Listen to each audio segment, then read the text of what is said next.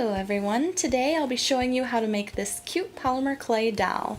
I encourage you to modify the design to make the doll look any way you like because that's the fun part to me. I made this doll for a friend and I absolutely love how she came out. But without further ado, let's see what we'll need to make this doll.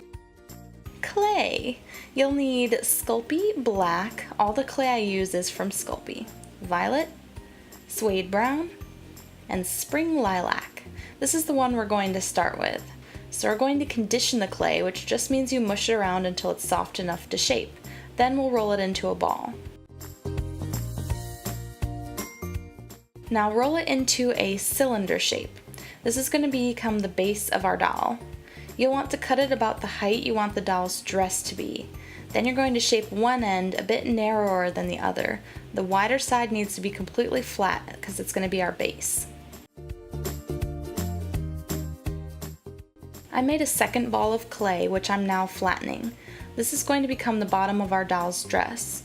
You can roll it with an acrylic roller, or you can put it through a pasta machine that's only used for clay. This is about the thickness you want. Now it's time to lay it flat and cut it into a circle. I used too big of a cookie cutter the first time, so I'm going in with a 2-inch cutter here.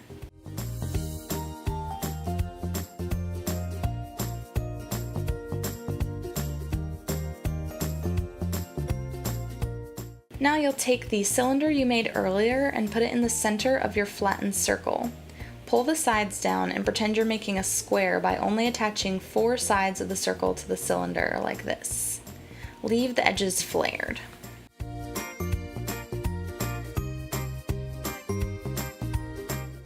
Now take your violet clay and flatten a piece like we did before and cut a circle a little smaller than the previous one. I'm using a 1.6-inch cookie cutter.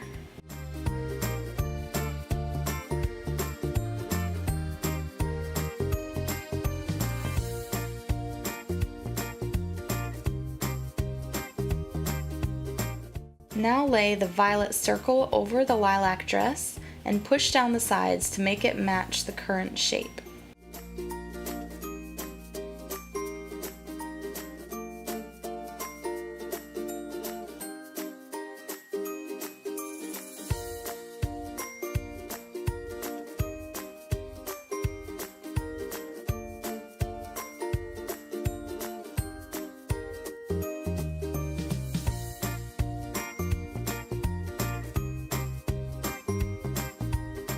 Now take another piece of violet clay and roll it into a smaller ball for the torso. Make a tiny cylinder with equal sides and stick it on top of the dress.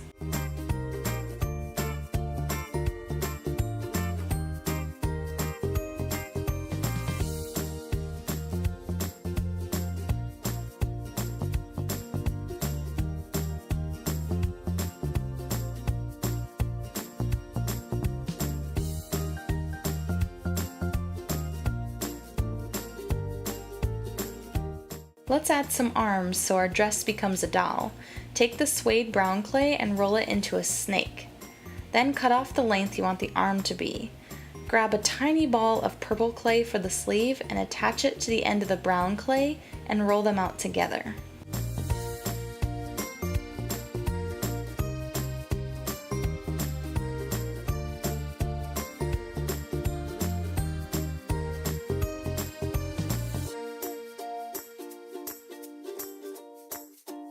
Press it onto the body and attach it with your finger or a smoothing tool. This is a silicone clay tool which works well, and then just repeat this for the other side.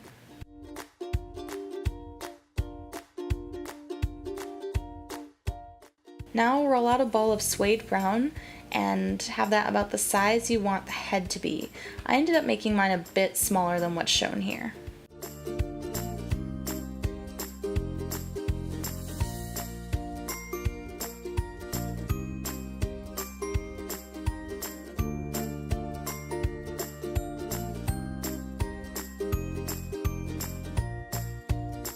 Before we attach the head, we need to finish an important part of the dress, which is the decorative flowers, sash, and bow. For the flowers, roll out a thin snake of lilac and roll it onto itself like a cinnamon roll. Then you're going to cut off the excess and smooth it so it can't unroll, and just attach it to wherever you want on the dress.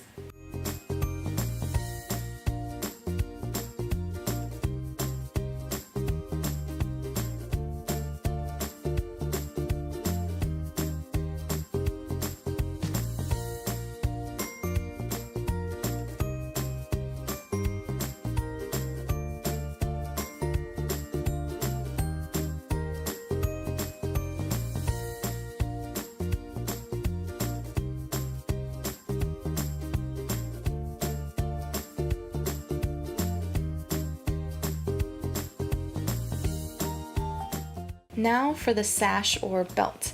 This is another thin snake of lilac which is wrapped around the dress waist. I like to keep the seam in the back, so I'm going to cut it there.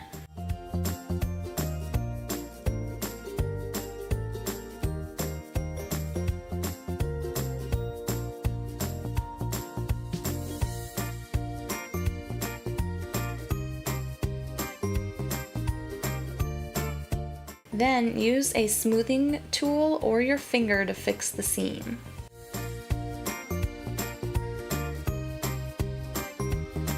Now we're on to the bow. Roll out a tiny oval and flatten it for the loop of the bow, then keep small snakes of clay for the bottom of the bow and a little circle for the center. It looks something like this. At long last, we finally get to attach the head. We'll use an eye pin and we have to cut it with these cutters a bit smaller so it won't go all the way through the body. But it does need to penetrate the stabilizing cylinder in the dress and go about halfway into the head. You may want to use liquid Sculpey on the tips of the eye pin for extra security. I found that without an eye pin to keep the head on, the head has a nasty habit of falling off the doll.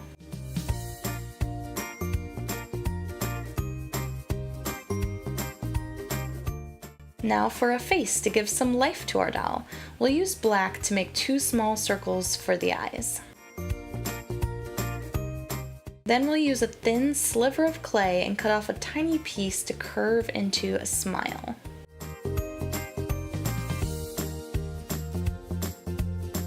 Or a frown, but we'll fix that.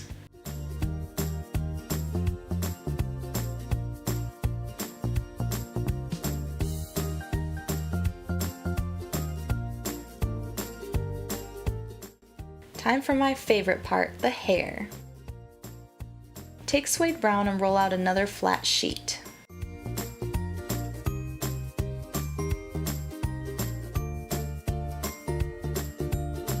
Use a clay blade, an Exacto knife, or whatever you have to cut super thin strips out of the clay.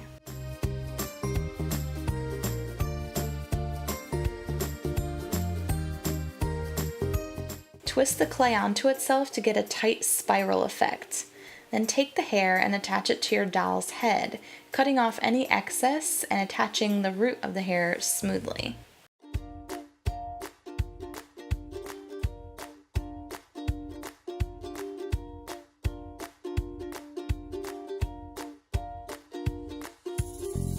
We'll need a lot more hair pieces.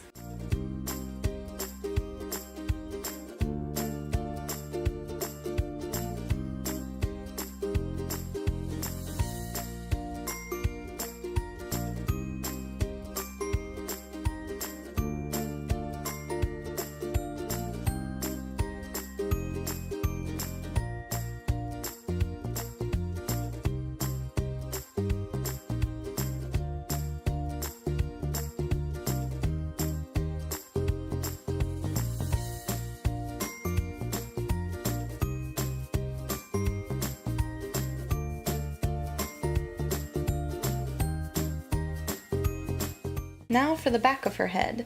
To make her hair appear full and not show gaps, we need a line of hair along the bottom of her head. It's weird looking, I know.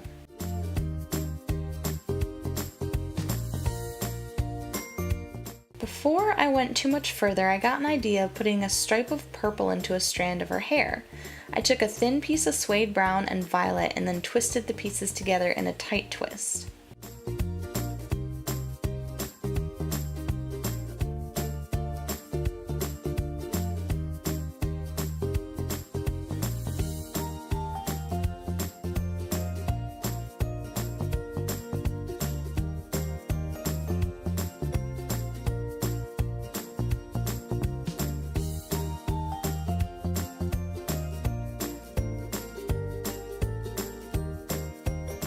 I added another piece of hair because she was looking a little bald up front. We need something to tie in this purple later, probably her bangs, and draw the whole thing together. I decided to wait on the bangs until I finished the back of her hair because the bald patch was bothering me. Just keep adding strips of hair and flatten them into your desired parting line. For the back, just do your best to hide the gaps. Now for the bangs. I had a few ideas, and the first one was 3 strips of hair for the bangs.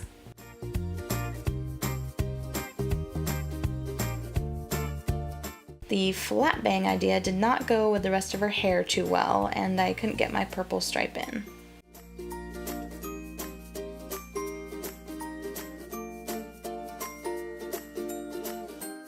I tried one without purple, which was cute, but I settled on a longer style of bangs and just kind of pulled all the pieces slightly back.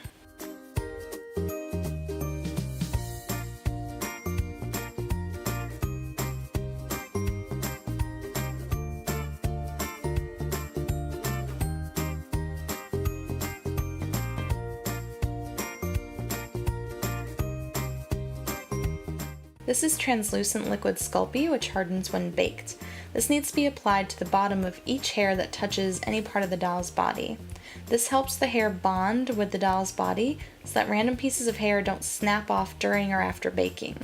Next, you'll use white acrylic paint to make the doll's eyes hold a shimmer. I used a toothpick to apply the paint. The paint I'm using is safe to put in the oven.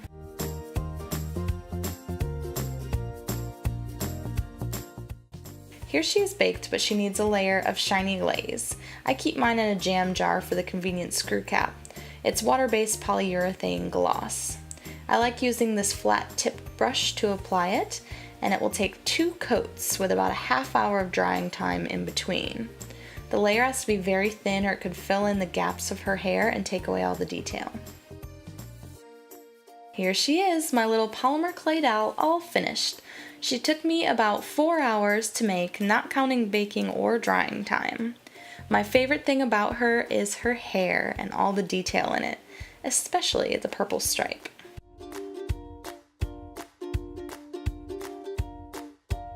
I hope this video has either helped you to make this doll or inspired you to invent your own clay creation. If you're interested in learning more about the tools I've used today, please check out the description box below. Thank you so much for watching. Now go create something new.